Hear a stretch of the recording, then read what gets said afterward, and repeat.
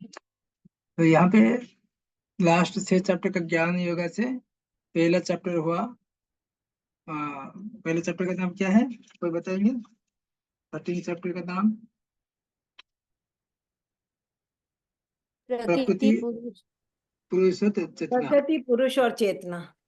14 chapter गुणत्रय, के 3 गुण। प्रकृति के 3 गुण। प्रकृति का 3 गुण। हाँ।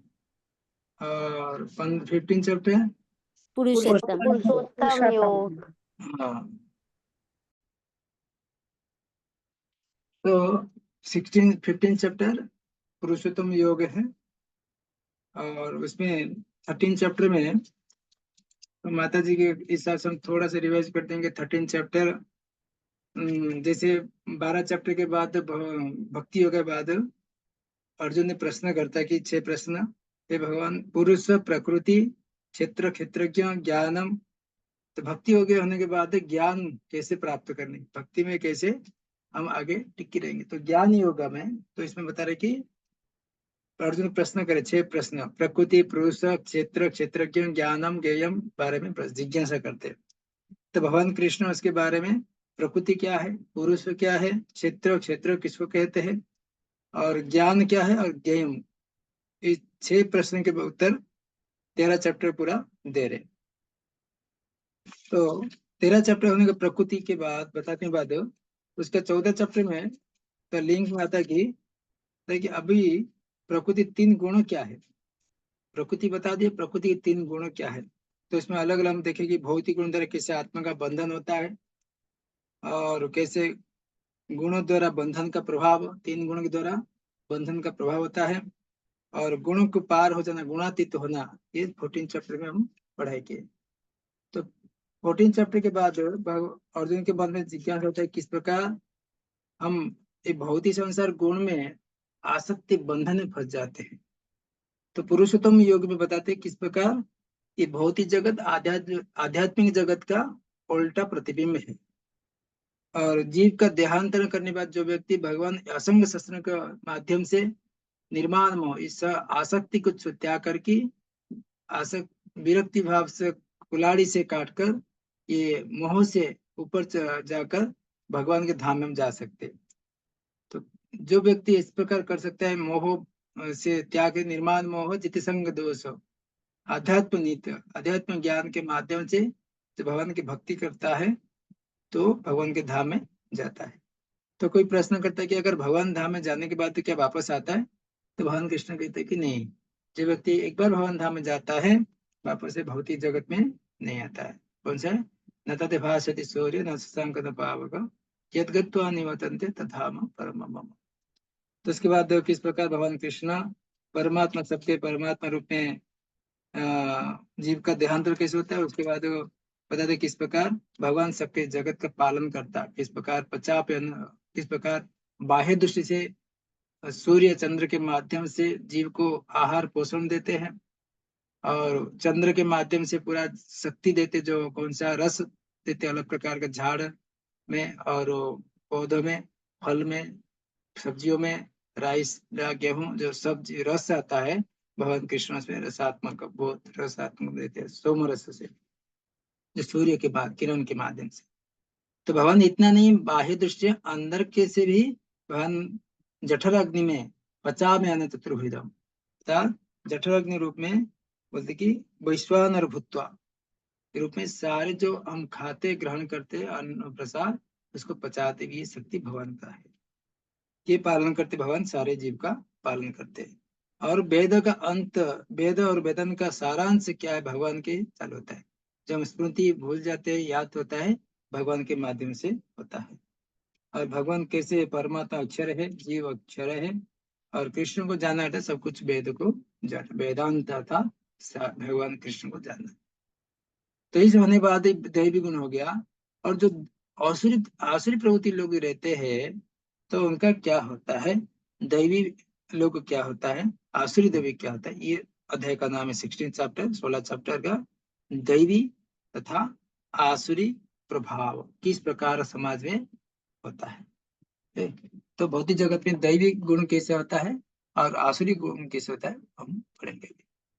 ठीक है, सबको सुनाई दे रहा है अभी? यस प्रभु जी। चालू करेंगे 16 चैप्टर, दैवी असुर संपद विभाग। तो 15 अध्याय में यहाँ पे लिंक आता है कि 15 अध्याय की 16 अध्याय में लिंक होता है कि 15 अध्याय में प्रारंभ में इस भौतिक जगत की अश्वत्थ वृक्षों की व्याख्या की गई थी।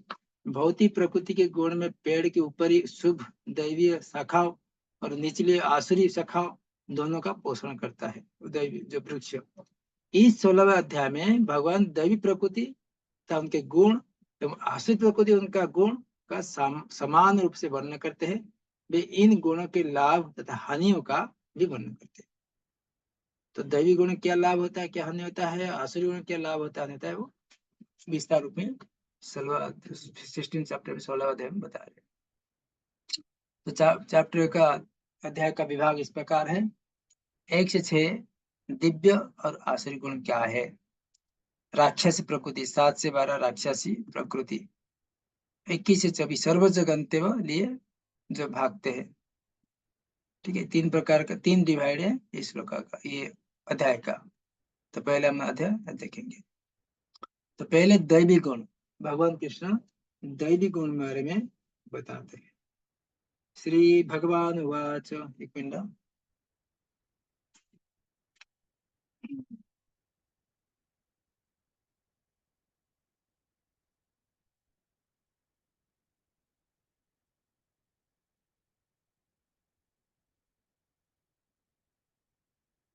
तो इसमें भगवान पूरा दैवी गुण के बारे में बता रही है। तो चीज इसमें बताना चाहता हूँ मैं आपको।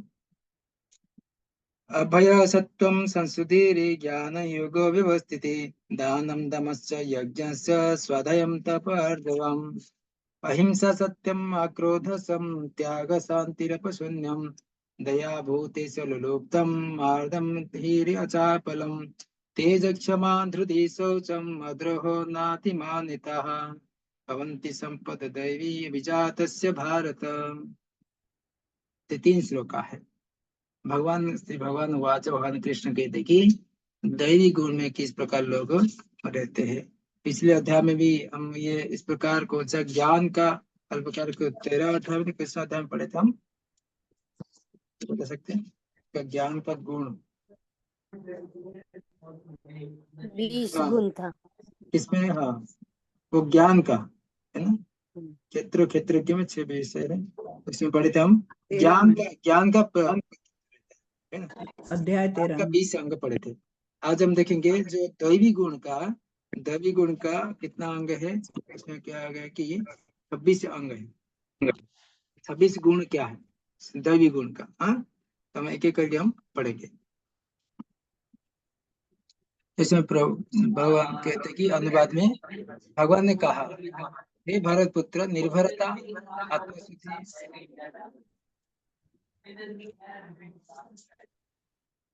आत्मशुद्धि आध्यात्मिक ज्ञान का अनुशीलन, दान, आत्मसंयम, यज्ञ परायणता, वेद अध्ययन, तपस्या, सरलता, अहिंसा, सत्यता, क्रोधविहीनता, त्याग, शांति, चंद्र छिद्र वेषण में अरुचि, समस्त जीवों का करुणा, लोभ विहीनता, भद्रता, लज्जा, संकल्प, तेज, क्षमा, धैर्य, पवित्रता, ईर्षा तथा सम्मान की अभिलाषा से मुक्ति, ये सारे देवी गुण है जो दैवी प्रकृति से संपन्न देवतुल्य पुरुष में ये पाए जाते हैं।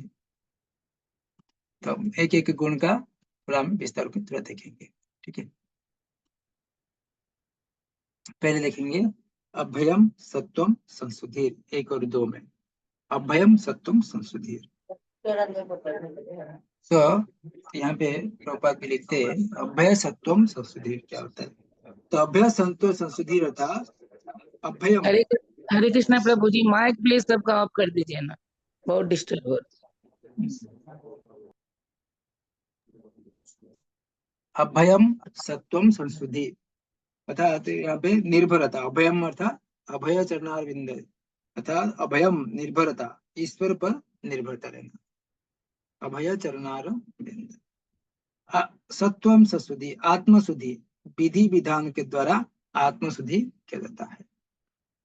ठीक है, तो ये हो गया 1 और 2 नंबर गुण है दैवी गुण। तो तीसरा गुण क्या है? दान दमश्च यज्ञस्य। दान दमश्च यज्ञस्य, और ज्ञान योग व्यवस्थित रह गया, आध्यात्म ज्ञान का अनुशीलन है। और दान दमश्च यज्ञ से 4 5 6, दान दमश्च यज्ञ से।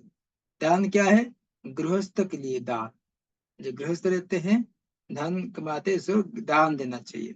दमश्च आत्म संयम,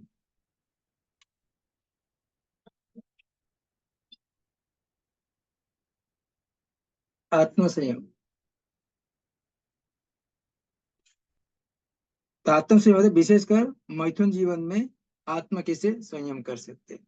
यज्ञ स, यज्ञ विशेषकर गृहस्थ के लिए यज्ञ करना चाहिए। तो इस प्रकार दान दमश्च यज्ञ, ये 3 गुण है दैवी गुण। स्वाध्याय, तो स्वाध्यायम वेद अध्ययन, ये ब्रह्मचारियों के लिए और सारे स्टूडेंट माने ब्रह्मवेत्ता स्टूडेंट छात्र जीवन में पढ़ते। तपः, उसके बाद हो गया तपस्या। तप अर्थात तपस्या शरीर मन और वाणी के लिए हो सकता है। तपस्या हम करते मन वाणी और शरीर के लिए तपस्या किया जाता है। आर्जवम, तो बोलते सरलता, तपस्या आर्जवम सरलता। अहिंसा,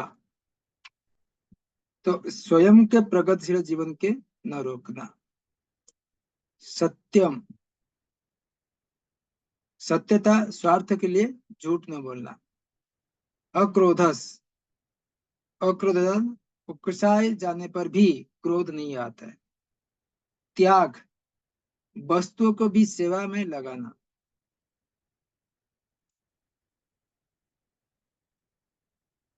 त्याग, त्याग अर्थात वस्तुओं को कृष्ण की सेवा में लगाना। एनोडी में हम कौन सा श्लोक पढ़े थे?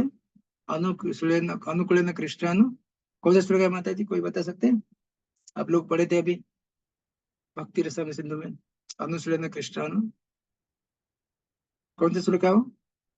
अन्य अभिलाषी का शून्य, अन्य अभिलाषी न ज्ञान कर्मादि न दान वृत्तम्। कर्मादि अनावृतम, हाँ कृष्ण अनुकूलेन कृष्ण अनुशीलनम भक्ति रुत में। हाँ, तो इसमें बोलते कि यहाँ पे त्याग, त्याग था वस्तुओं को कृष्ण की सेवा में लगाना। शांति, शांति अर्थात उत्तेजित न होना, समभाव रखना। शांति। अपशून्यम, अनावश्यक छद्म वेषण न से अरुचि। दया भूतेस्य अलुलुप्तम, सभी जीवों के प्रति करुणा। लोभ से मुक्ति। मादर हरि अचापलम, मादर अर्थात भद्रता, सभी जीवों के प्रति प्रति रखना, प्रति भद्रता। लज्जा, कोई गहित कार्य नहीं, निंदनीय कार्य नहीं करना। अचापलम, दृढ़ निश्चय, असफल होने पर भी अविचल नहीं होना।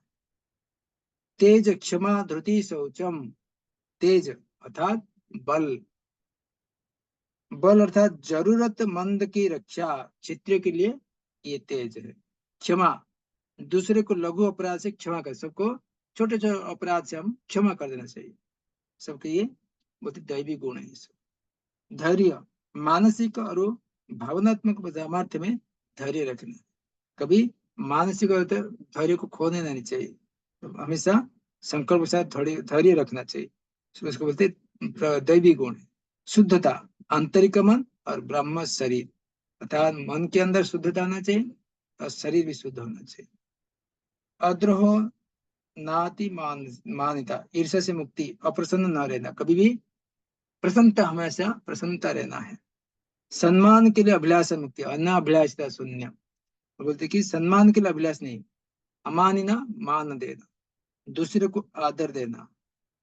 भवंती संपद दैवीम विजात से बात, हे भरत पुत्र, ये सारे दैवी गुण दैवी प्रकृति के संपन्न देवतुल्य पुरुष में पाए जाते हैं। ये 26 गुण है दैवी का, ये गुण प्राप्त है जो देव, जिसके बताए दैवी गुण प्राप्त होता है। तो प्रभुपाद लिखते हैं इसमें, ये 3 4 श्लोका में सुंदर भाषा प्रभुपाद लिखते कि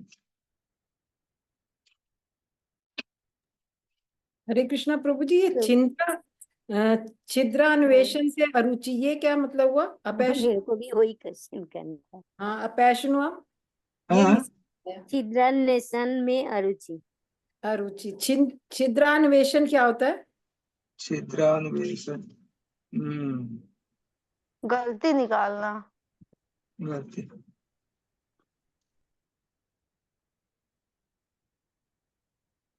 छिद्रान्वेषण, अपैशनुम, अपशून्यम ना। हाँ अपैशनुम। हाँ, अपशून्यम ने कहते कि अपशून्यम। तेज भी कैसे है? तेज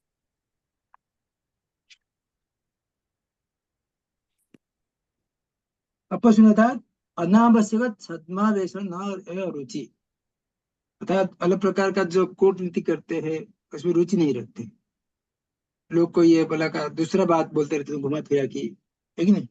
अनावश्यक, जो उसमें आवश्यकता नहीं है उसमें घुसकर हम अलग करते हैं, उसमें रुचि नहीं रखते दैवी गुण में। जीवन में जो आवश्यकता नहीं है उसमें घुसकर हम जो करते रहते हैं वो चीज है अपशून्य। तो प्रभुपाद इसमें लिखते हैं कि बहुत सारे बहुत लंबा चौड़ा लिखे हैं। तो कुछ हम पढ़ेंगे इसमें। तो दैवी गुण या दैवी प्रकृति से उक्त उत्पन्न व्यक्ति के प्रसंग में युक्त अभिजात से वो शब्द सही था। दैवी परिवेश में संतान उत्पन्न करने के लिए वैदिक शास्त्रों में गर्भधान संस्कार कहा गया है। यदि माता पिता चाहते कि दैवी गुण में युक्त संतान उत्पन्न हो तो उन्हें सामाजिक जीवन में मनुष्य के लिए बताए गए 10 नियम का पालन करना चाहिए। भगवत गीता ये हम पहले की पढ़ चुके कि अच्छी संतान उत्पन्न करना चाहिए। भगवत गीता में हम पहले ही पढ़ चुके कि तो निमित्त मैथुन जीवन साक्षात कृष्ण है। मैथुन जीवन ग्रहित नहीं है, यदि इसका कृष्ण भावनामृत में प्रयोग किया जाए तो दैवी गुण होता है। जो लोग कृष्ण भावनामृत में है कम से कम उन्हें कुत्ते बिल्ली तरह संतान उत्पन्न नहीं करनी चाहिए। उन्हें ऐसी संतान उत्पन्न करनी चाहिए जन्म लेने के पश्चात कृष्ण भावना भावित हो सके। कृष्ण भावनामृत में तल्लीन माता पिता से उत्पन्न संतान का इतना लाभ तो मिलना ही चाहिए। ये प्रभुपाद कहते हैं, इसको बोलते हैं दैवी सार गर्भित अभिजातस्य। तो और एक प्रभुपाद इसमें कहते हैं वर्णाश्रम संस्था के बारे में बताता, आप लोग पढ़ेंगे इस प्रकार वर्णाश्रम संस्था के बारे में पूरा डिटेल बारे में प्रभुपाद यहाँ पे लिखते हैं। और हम एक एक गुण का जो पढ़े थे प्रभुपाद इसके विस्तार रूप में वर्णना किए हैं। आप लोग पढ़ेंगे ये सब ना, बहुत बड़ा तात्पर्य इसमें।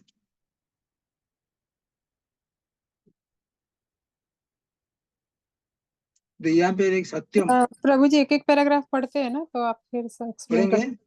हाँ प्रभु जी, तो एक एक पैराग्राफ पढ़ेंगे तो आप ये एक्सप्लेन कर बहुत सकते महत्वपूर्ण पैराग्राफ है सब। हैं। यस यस प्रभु जी। हाँ, तो पहले तो तात्पर्य में पहला श्लोक तो जो उसका कनेक्शन के बारे में बताते प्रभुपाद जी ने 15 अध्याय से क्या हुआ जो हम पहले में बता दिए थे। तो सेकंड पारा तक हो गया। तो तृतीय पारा तो बताते कि वर्णाश्रम धर्म नामक सामाजिक संस्था जो सामाजिक जीवन में 4 विभाग में काम धंध अथवा वर्ण के 4 विभाग विभाजित करते हैं। मानव समाज के लिए जन्म के अनुसार विभाजित करने के उद्देश्य से नहीं है। चतुर्वर्ण मया सृष्ट गुणा कर्म विभाग हम चौथा अध्याय में पढ़े थे। ऐसा विभाजन शिक्षिक योग्यता के आधार पर किया जाता है। विभाजन कैसे होता है? उसके गुण के अनुसार, गुणा कर्म विभाग।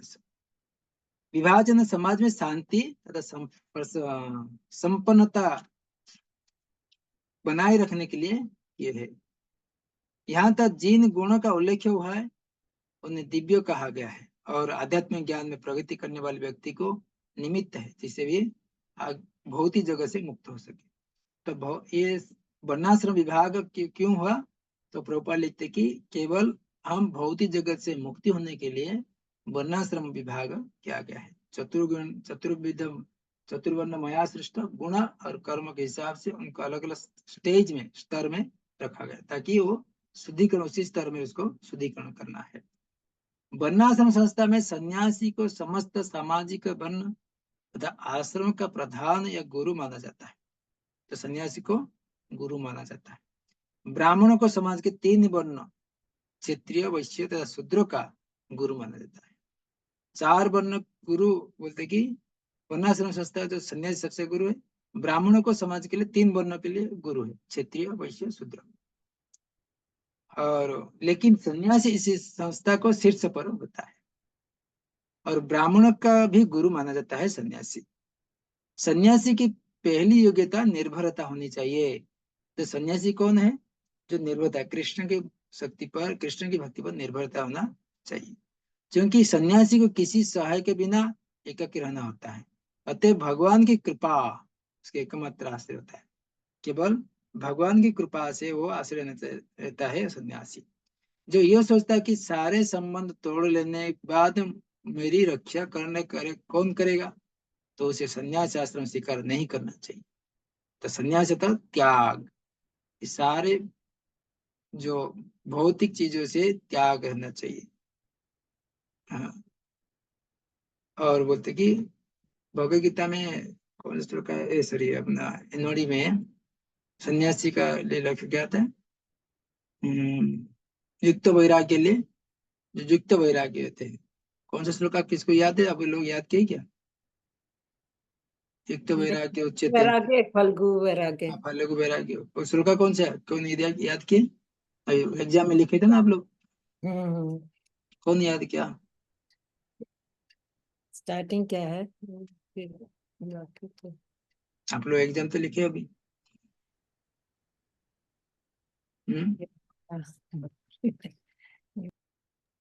अनासक्तस्य विषयान् अनासक्त यथार्हम् विषय। उपयुञ्जतः। आप पूरा श्लोक बोलिए माता जी। प्रभु जी भूल रहा है। अनासक्तस्य विषयान् यथार्हम् उपयुञ्जतः, निर्बंध कृष्ण संबंधे वैराग्य, वैराग्य फल्गु वैराग्य का। निर्बंध कृष्ण संबंध, तो इसमें बोलते कि जो भी रहता है भगवान कृष्ण के ऊपर उपमात्र एकमात्र सहारा के रहते हैं।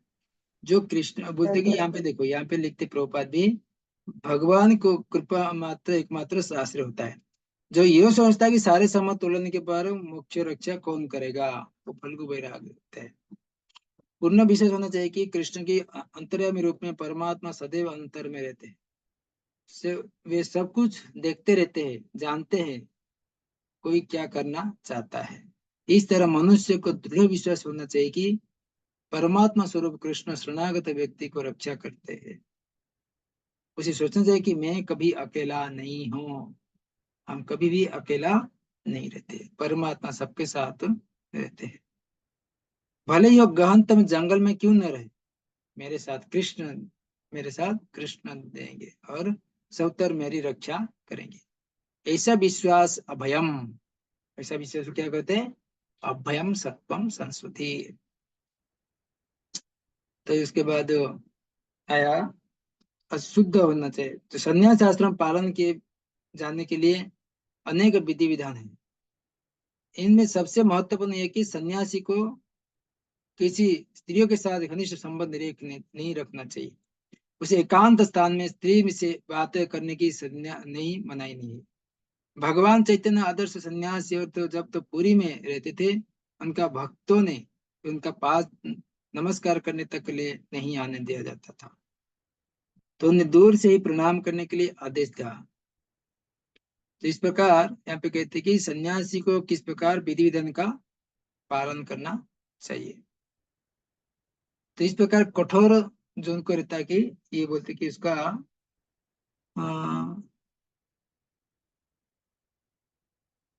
तो सन्यासी का जो अभ्यास सत्यम ससुर ज्ञान युग व्यवस्थित, उसका अहिंसा सत्यम, वेद अध्ययन तपस्या सरलता, इसमें आता है। तो उसका नेक्स्ट बार हमें कहते कि अगला गुण क्या है? ज्ञान योग व्यवस्थित। ज्ञान योग व्यवस्थित में तो प्रोपा लिखते कि ज्ञान के अनुसंधान में संलग्न रहना। सन्यासी का जीवन गृहस्थ तथा उन सबको आध्यात्म उन्नति वास्तविक जीवन का भूल चुके हैं। ज्ञान वितरित करने के लिए होता है। सन्यासी की में आशा की जाती है कि अपनी जीविका के लिए द्वार दर भटकना भिक्षाटन करे। तो सन्यासी का जो जीने के लिए यहाँ पे बता रहे कि भिक्षाटन करके ही जीना चाहिए, लेकिन इसका अर्थ ही नहीं कि वो भिक्षुक है। विनयशीलता भी आध्यात्मिकता की स्थित पुरुष की एक योग्यता है। सन्यासी मात्र विनयशीलता द्वारा जाता है, भिक्षाटन उद्देश्य से नहीं रह जाता है। गृहस्थ को दर्शन देते हैं तथा उनसे कृष्ण भावनामृत जगाने के लिए जाते। तो इसके लिए हम श्लोका पढ़ते कि अज्ञान तिमिरांधस्य ज्ञानांजन शलाकया चक्षुरुन्मीलितं तस्मै श्री गुरवे। तो सन्यासी जो गुरु होते हैं, प्रत्येक गृहस्थ में जाकर व्यक्ति को तो उधर जगाते हैं, जगाने के लिए मदद करते हैं, अपने आंखों में अंजन लगाते, ज्ञान रूपी अंजन लगाकर उनको जगाते हैं। तो ये सन्यासी का कर्तव्य है। तो अगला गुण है, नेक्स्ट पैरा, अगला गुण दान है। दान अर्थात ये पहले आया वहां तक सन्यासी का गुण है, तभी गृहस्थ का। गृहस्थ क्या है? गृहस्थ को चाहिए कि निष्कपटता का जीवन यापन करने सीखे, निष्कपटता, और कमाई के 50% विश्व भर कृष्ण भावनामृत में प्रचार के खर्च करे। इस प्रकार से गृहस्थ को चाहिए कि किसी कार्य के लगे संस्था व समितियों को दान दे। दान योग्य पात्रों को दिया जाना चाहिए। तो हम अगले चैप्टर पढ़ेंगे किस प्रकार किसको दान देना चाहिए। सत्वगुण दान, रजोगुण दान, तमोगुण दान, इस 70 चैप्टर में आएगा। जैसे आगे बढ़ने क्या जाता है जाएगा, तो यहाँ पे प्रपात करे दान भी कई तरह होता है, जैसे सत्वगुण, रजोगुण, तमोगुण। सत्वगुण में दिए जाने वाले दान की संस्कृति शास्त्र में नहीं की, लेकिन रजोगुण तमोगुण के दिए गए दान की संस्कृति नहीं है, क्योंकि धन व अपव्यय मात्र है। संसार भर में कृष्ण भावनामृत में प्रसार हेतु दान देना चाहिए। ऐसा दान को सत्वगुणी दान कहते हैं। तो उसके बाद आत्मसंयम। आत्मसंयम में प्रोपा लिखते कि यह धार्मिक समाज के अन्य आश्रम के लिए नहीं है, अपितु गृहस्थ के लिए विशेष रूप में है। यदि उसकी पत्नी होती है, लेकिन उससे चाहिए कि व्यर्थ अपने इंद्रिय विषय भोग के चाह और न मुड़े। गृहस्थ पर मैथुन जीवन के लिए प्रतिबंध है और इसका उपयोग केवल संतान उत्पत्ति के लिए करना चाहिए। तो इस प्रकार गृहस्थ का जो आत्म संयम के बारे में प्रभुपाद यहाँ पे लिखते हैं। तो यहाँ पे लास्ट में इस पर लिखते कि यह दिव्य गुण नहीं अपितु आसुरी गुण है, जो अपने केवल इंद्रिय तृप्ति के लिए करते कार्य। तो आगे कहते कि प्रभुपाद आध्यात्मिक जीवन के लिए प्रगति करना चाहते हैं तो उसे मैथुन जीवन से संयम रखना होगा। ऐसे संतान की नहीं उत्पन्न करनी चाहिए जो कृष्ण की सेवा में काम आए। तो ऐसा संतान जो उत्पन्न करता है जो कृष्ण भावनामृत न हो सके तो सैकड़ों संतान उत्पन्न कर सकता है। अगर व्यक्ति संतान 100 संतान होता है, अगर कृष्ण भावनामृत होता है तो सफल होगा वो कार्य।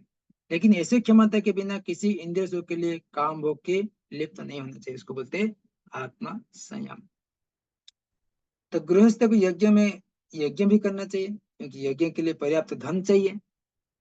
ब्रह्मचार्य ब्राह्मणप्रस्थ संन्यास आश्रम वालों के पास धन नहीं होता है, वे तो भिक्षाटन करके जीवित रहते। अतः विभिन्न प्रकार यज्ञ गृहस्थ के दायित्व है।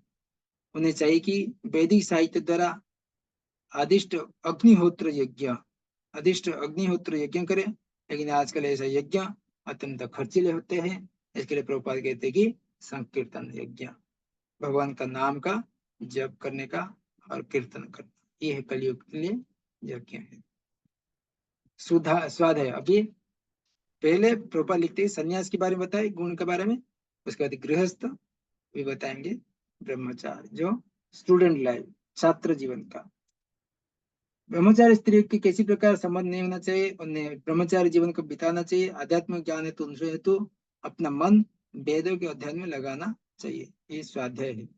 उसके बाद तपस्या किसके लिए? वानप्रस्थ के लिए। वानप्रस्थ के लिए तपस्या। मनुष्य जीवन में भर गृहस्थ नहीं बनने रहना चाहिए, उसे स्मरण रखनी चाहिए कि जीवन के 4 विभाग है, ब्रह्मचार्य, गृहस्थ, वानप्रस्थ, संन्यास। अतः गृहस्थ रहने के बाद विरक्त हो जाने चाहिए। यदि किसी को 100 वर्ष जीवित है कोई व्यक्ति, 50 साल तक, यहाँ पे लिखा है 25 वर्ष ब्रह्मचार्य, 25 वर्ष गृहस्थ, 25 वर्ष वानप्रस्थ, 25 वर्ष संन्यास जीवन बिताना चाहिए। ये वैदिक धार्मिक अनुशासन के नियम है। गृहस्थ जीवन में विरक्त होने पर मनुष्य को शरीर, मन तथा वाणी संयम रखना होती है। तो 50 के बाद वानप्रस्थ सबको लेना ही चाहिए। तो ये 4 वर्णाश्रम धर्म के बारे में बता दे प्रभुपाद यहाँ पे, ये पूरा दैवी गुण के बारे में। तो ये हो गया सन्यासी, गृहस्थ, वानप्रस्थ, ब्रह्मचारी। उसका भी आया ब्राह्मण, क्षत्रिय, वैश्य, शूद्र। जहां तक ब्राह्मण सरलता है, आर्जवम संबंध है, इसका पालन का केवल किसी एक आश्रम की किया जाना चाहिए।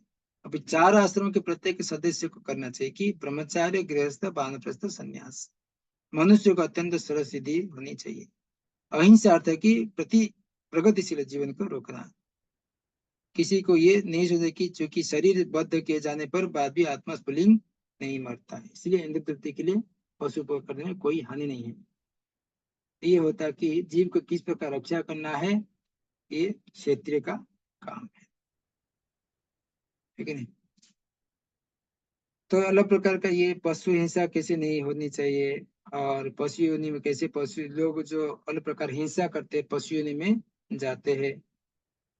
यदि कोई पशु किसी शरीर में बहुत दिन तक 100 वर्ष तक रह रहा है, तो उसे असमय में मार दिया जाए तो उसे पुनः उसी जीवन वापस आकर शेष दिन पूरे करने के बाद ही दूसरे जोनि में जाना पड़ता है। यहाँ प्रॉपर लिखते हैं, अगर कोई पशु को निधि से समय से पहले मारा दिया जाता है, वापस से उसको पूरा करने के लिए वापस वो इस जोनि में आना पड़ता है, तब तो पूरा नहीं होता है। अतएव अपने स्वाद की तुष्टि के लिए किसी प्रगति का नहीं करना चाहिए। ये है अहिंसा। अहिंसा उसके सत्यम। तो मनुष्य जीवन सबसे महत्वपूर्ण है। यहाँ पे कह रहे कि प्रभुपाद सत्य बोलना चाहिए।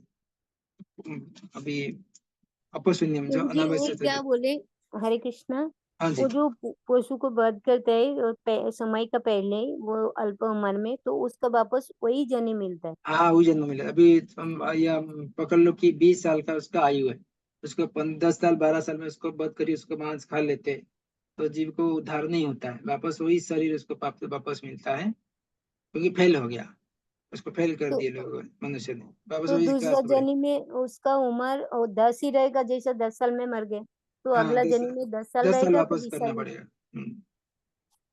अच्छा। तो यहाँ पे और लिखा कि इस प्रकार सत्यम सत्यम प्रियम हितम सविता, नेक्स्ट अध्याय में आएगा, किस प्रकार व्यक्ति को, मनुष्य को सत्य बोलना चाहिए, तोड़ना मोड़ना नहीं चाहिए। वैदिक साहित्य में कुछ अंश अत्यंत कठिन है, लेकिन उनका अर्थ किसी प्रामाणिक गुरु से जानना चाहिए। हमको सत्य केवल बोलना चाहिए। अक्रोध का अर्थ है कि क्रोध को रोकना। अक्रोध,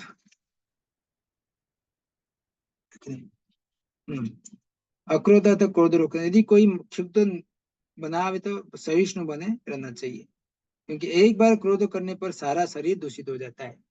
रूपा लिखते, अगर हम एक बार भी क्रोध किसके ऊपर हो जाता है, शरीर पूरा दूषित हो जाता है। क्रोध होता है रजोगुण और काम से उत्पन्न होता है। अतः जो योगी है उसे क्रोध पर नियंत्रण रखना चाहिए, ठीक है नहीं। तो कोई उदाहरण दे सकता है कैसे क्रोध करने के बाद उसका सारे शरीर दूषित हो गया, सारे शक्ति भी नष्ट हो गया। इसको उदाहरण याद है भागवतम में, रामायण महाभारत में?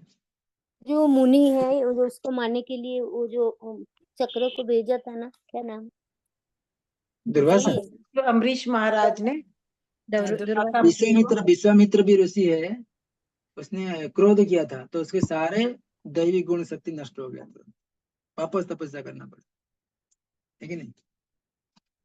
तो इसके क्रोध के रजोगुण का प्रभाव होता है।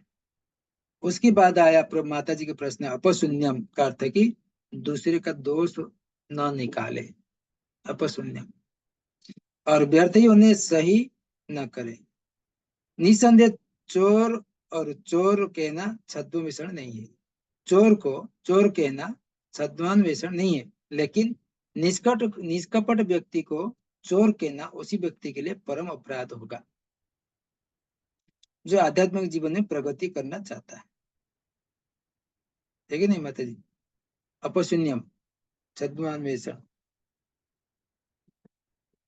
और प्रोपा लिखते कि ह्रीम का अर्थ है कि मनुष्य अत्यंत लज्जाशील और कोई गर्हित कार्य न करे। अपचालम संकल्प का अर्थ है कि मनुष्य किसी प्रयास से विचलित या उदास न हो। किसी प्रयास में भले ही असफलता कार्य न मिले, किंतु मनुष्य को उसके लिए खिन्न नहीं होना चाहिए। उसे धैर्य तथा संकल्प के साथ प्रगति करना चाहिए।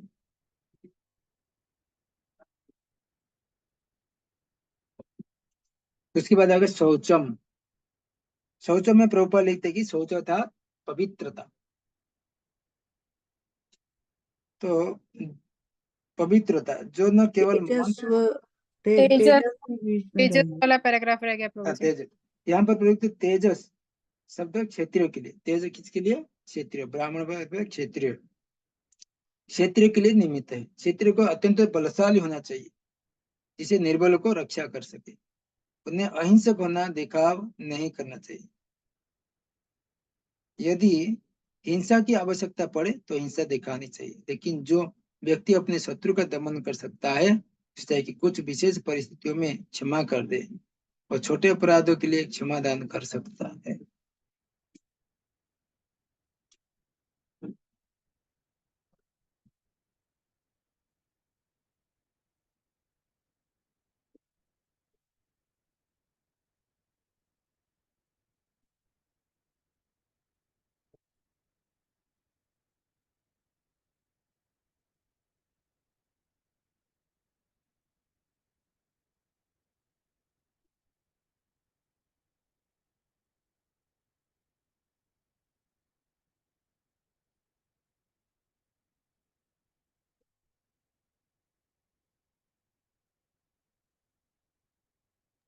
प्रभु जी आवाज नहीं आ रही। एक सेकंड में एक मैसेज लिख रहा हूँ।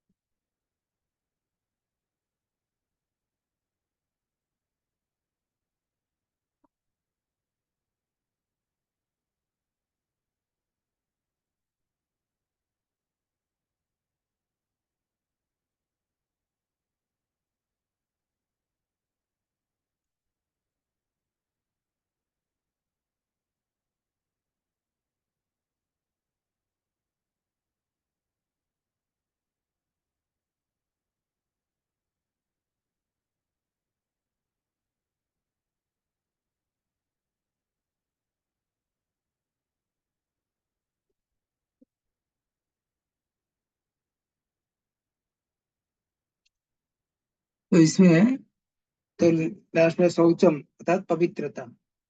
तो पवित्र होने के लिए मन तथा उद्देश्य से पवित्र होना चाहिए। व्यवहार में भी ऐसा पवित्रता होना चाहिए। यह विशेष रूप से क्षणिक वर्ग वणिक तथा पहला या ब्राह्मण, क्षेत्रीय, वैश्य, वैश्य के लिए पवित्र, वणिक वर्ग के लिए है। उन्हें चाहिए काला बाजरी न करे, नाती मानित अर्थात सम्मान की आशा न करने, शूद्र न करना। शूद्र था श्रमिक वर्ग के लिए है। नाती मान्यता, तो नाती मान्यता शूद्र के लिए, जिन्हें वैदिक आदेशों के अनुसार चारों वर्णों को सबसे निम्न माना जाता है। उन्हें वृथा सम्मान या प्रतिष्ठा का भूलना नहीं चाहिए, बल्कि अपने मर्यादा बने रहना चाहिए। शूद्र का कर्तव्य की समाज की व्यवस्था बनाए रखने के लिए उच्च वर्ण का सम्मान करे। जिस प्रकार हम चैतन्य चरिता में देखेंगे, हरिदास ठाकुर वो खुद को अपने छोटा मानते थे। कभी भी वो श्री मंदिर तरफ की तरफ जाते नहीं थे, क्योंकि मैं अस्पृश्य हूँ, मैं अछूत हूँ। उनको जो पुजारी लोग उनको स्पर्श होता है, उनको अपवित्र भगवान की सेवा के लिए जाते हैं, वो रास्ते में कभी जाते नहीं थे। वो बोलते मर्यादा व्यतिक्रम नहीं करते थे। और घर पे किसका घर पे प्रसाद के लिए चैतन्य महाप्रभु जाते तो घर के बाहर ही बैठते थे, अंदर नहीं जाते थे। ये होता कि मर्यादा व्यतिक्रम लोग को सिखाने के लिए हरिदास साहब को सिखा रहे। तो अपने जो 4 वर्णाश्रम में रहकर हम भगवान की भक्ति करनी चाहिए, इसे सिखा रहे थे। तो केवल हमको प्रोग्रेस करने के लिए ये 4 वर्णाश्रम है। ठीक है, इस प्रकार ये 26 गुण दिव्य है, वर्णाश्रम अनुसार इनका आचरण होना चाहिए। सारांश में एक है कि भले ही भौतिक परिस्थिति में शोचनीय है, यदि सभी वर्णों का लोग इन गुणों का अभ्यास करे तो क्रमशः आध्यात्मिक अनुभूति के सर्वोच्च पद पर उठ सकते हैं। तो ये दैवी गुण हो गया। कोई किसका प्रश्न है?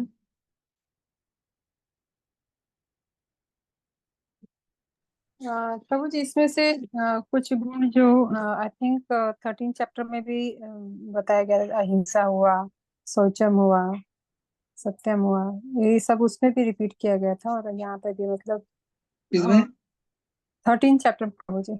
सत्यम, ये दैवी गुण देखो अभी माता जी, हाँ दैवी गुण है, ये दैवी गुण है वो ज्ञान का, तो गुण तो सेम रहेगा ना। हाँ हाँ मतलब कैटेगरी क्या गया भगवान ने, ये दैवी गुण है, ये ज्ञान का है, तो ज्ञान भी दैवी गुण में आता है। तो यहाँ पे प्रभु जी जैसे वर्णाश्रम धर्म के अनुसार थोड़ा उसमें किया है ना कि कौन से गुण को कौन से हाँ हाँ कैटेगरी के लोग हाँ फॉलो करते हैं, यहाँ पे वो ऐड ऑन हम्म, कर दिया है। हाँ Yes, yes. ठीक है। अभी टाइम क्या हुआ? 7:30। थोड़ा अभी देखेंगे। बट 4 प्रभु से जी 8 बोलिए माता जी। 14th का तो आपने वो नहीं भेजा, क्या भेजा? नहीं PDF भेजता हूँ, मैं भेजता हूँ। 15 का। तो 4 से 8 अभी 1 से 4 दैवी गुण है, 4 से 8 आसुरी संपदा क्या है वो बारे में कर, असुर के गुण क्या होता है। ठीक है, अभी दैवी गुण देख लिया, अभी असुर गुण क्या है उसका अपोजिट देखेंगे।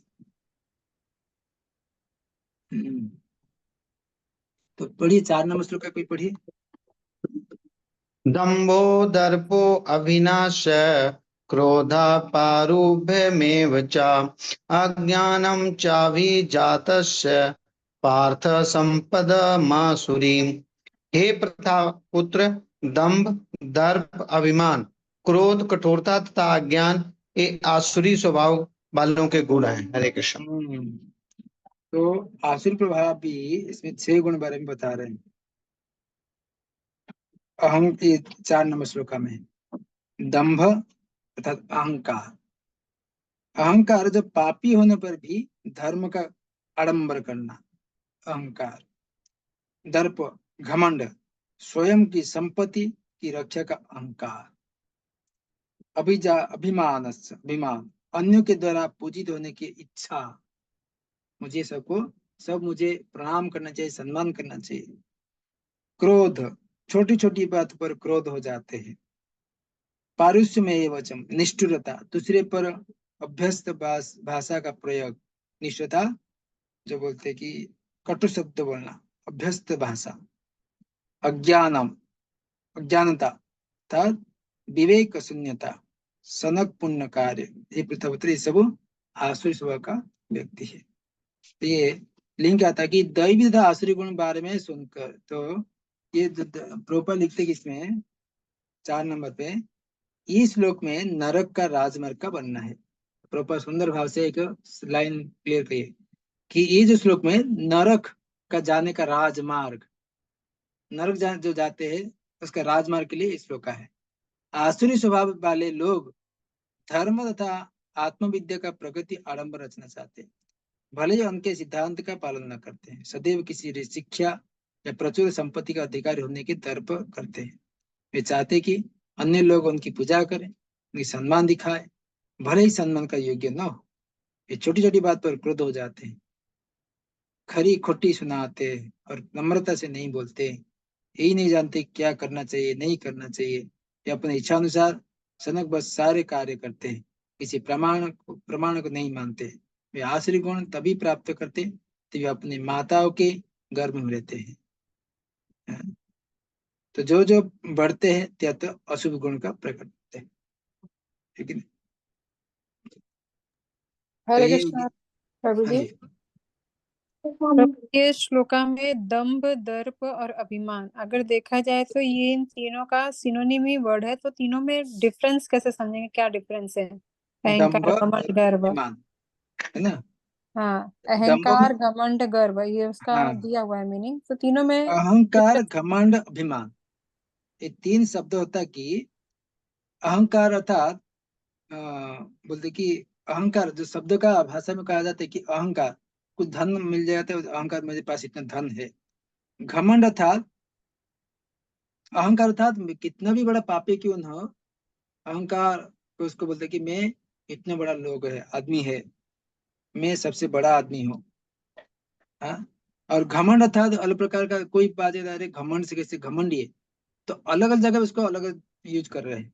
घमंड, अहंकार, तो अहंकार दोनों शब्द अलग है। तो यहाँ पे प्रभुपाद भी लिखते हैं कि पापी होने पर भी धर्म का आडंबर करता है, उसको अहंकार कहते हैं। और घमंड के स्वयं की संपत्ति और शिक्षा का अहंकार, ठीक है नहीं। तो घमंड जो वस्तु के ऊपर जो अहंकार होता है, अपने ऊपर होता है जो घमंड अहंकार है। और जो जो चीजों पर हम बोलते कि आधिपत्य बनाते हैं, वो घमंड है। ठीक है, जो हमारे शरीर के प्रति जो हम बड़े आदमी हो गए, ये हो गए, अहंकार हो गया। धन हो गया, वो घमंड हो गया। तो वस्तु हो गया, उसके ऊपर घमंड होता है। अपने ऊपर जो होता है वो अहंकार है। अभिमान क्या है? जब ये वस्तु देखो, धन हो गया, बड़े आदमी बन गया, तो उसके बाद आ गया अभिमान, मुझे सम्मान नहीं किया। तो तीनों का शब्द अलग होता है कि नहीं माता जी?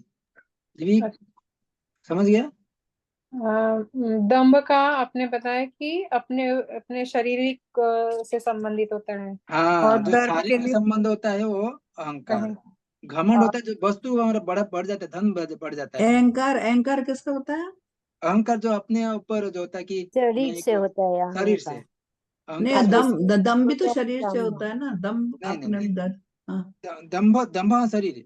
वही मैं, दंभ का अर्थ है कि अहंकार।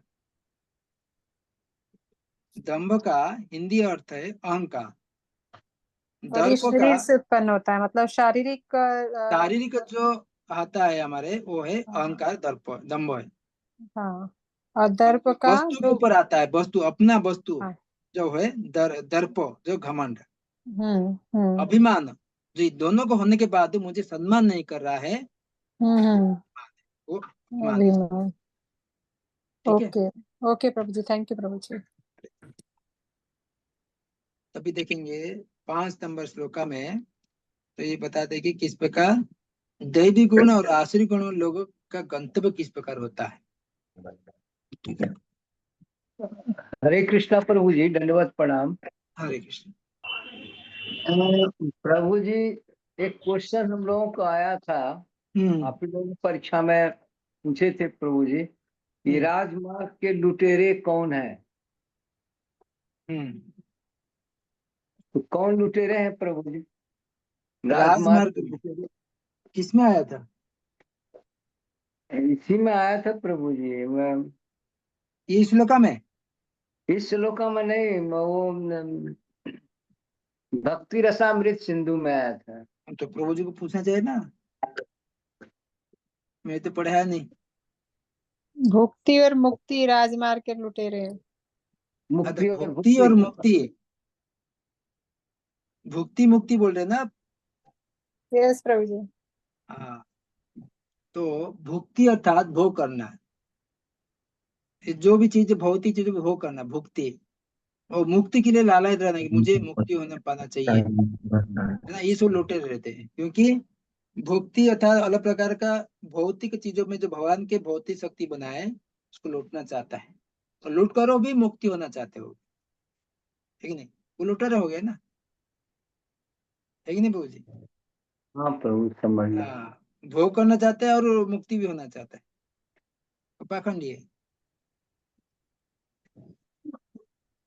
तो अभी 5 नंबर श्लोका में दैवी गुण का मुख्य उसका गंतव्य क्या होता है, और आसुरी गुण का गंतव्य क्या होता है। पढ़िए 5 नंबर श्लोका। दैवी संरक्षाय निबंधाय सुरीमत शुचः संपत्त दैवी बीजातोषि पांडव। दिव्य मोक्ष के लिए अनुकूल है और आसुरी गुण बंधन दिलाने के लिए है। हे पांडवों, तुम चिंता मत करो, क्योंकि तुम दैवी गुणों से युक्त होकर जन्मे हो। तो इसके लिए यहाँ पे जो दिव्य गुण में रहता है मोक्ष के लिए अनुकूल है, और आसुरी गुण बंधन दिलाने के लिए है कि नहीं। तो बंधन का और मोक्ष का, जो दिव्य गुण में रहते हैं मोक्ष होते हैं, और आसुरी गुण जो रहता है बंधन होता है। तो यहाँ पे प्रभुपाद लिखते हैं कि भगवान कृष्ण अर्जुन को यह कहकर प्रोत्साहित करते कि वो आसुरी गुण में साथ नहीं जन्मा है, क्योंकि वो नर है, जो नर नारायण से नर है, और वो हमेशा कभी भी आसुरी गुण नहीं हो सकता है। युद्ध में उसका सम्मिलित होना आसुरी नहीं है, क्योंकि वो उसके गुण दोष पर विचार किया जाता। वो तो विचार कर रहा था कि भीष्म तथा द्रोण जैसे प्रतिष्ठित महापुरुष बद्ध किया जाए ना, ये नहीं। अतः ये ना तो क्रोध के वशीभूत होकर कार्य न कर रहा था, न झूठी प्रतिष्ठा का निष्ठुति अधीन होकर। अतः वो आसुरी स्वभाव का नहीं था। अर्जुन में क्षेत्र के लिए शत्रु पर बाण बरसाना दिव्य माना जाता है, और ऐसे करते विमुख होना आसुरी है। अतः अर्जुन के लिए शोक संताप करने का कोई कारण नहीं है। जो भी कुछ जीवन में विभिन्न आश्रम के विधान का पालन करता है वो दिव्य पद पर स्थित होता है। प्रभुपाद लास्ट पॉइंट में बता दिए कि एसेंस सारे हैं, जो कोई भी जीवन के विभिन्न आश्रम के विधान का पालन करता है वो दिव्य पद पर स्थित होता है। ठीक है, तभी दिखाएंगे 7 नंबर में वे नहीं जानते क्या करना चाहिए, क्या करना नहीं चाहिए। और नेक्स्ट क्लास में करते हैं। नेक्स्ट क्लास पढ़ेंगे। यस प्रभु जी।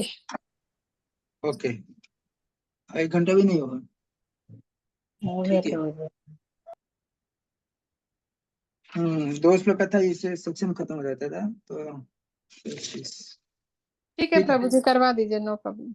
2 श्लोक में खाली ये आता आसुरी संपदा का बारे में बता रहे थे। Okay okay. तभी अर्जुन के शोक को न जाते देख कृष्ण आसुरी लोग के गुण को बनना शुरुआत करते हैं। तभी आसुरी लोग रहते हैं 6 नंबर में।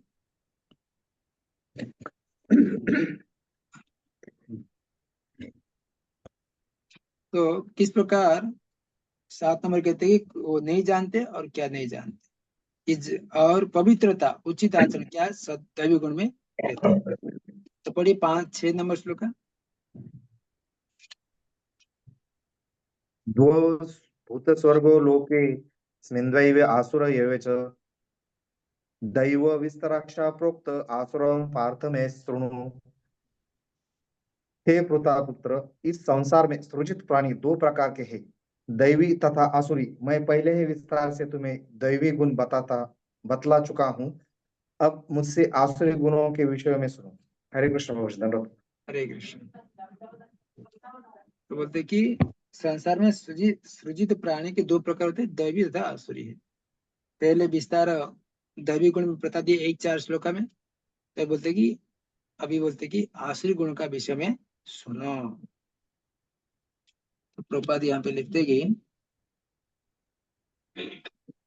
7 नंबर पे 6 नंबर पे अर्जुन में यह कहकर कि दैवी गुण का संपन्न होकर जन्मा है। भगवान कृष्ण अभी उसे आसुरी गुण बताते हैं। इस संसार में बद्ध जीव 2 श्रेणियों में बंटे हुए हैं। तो जीव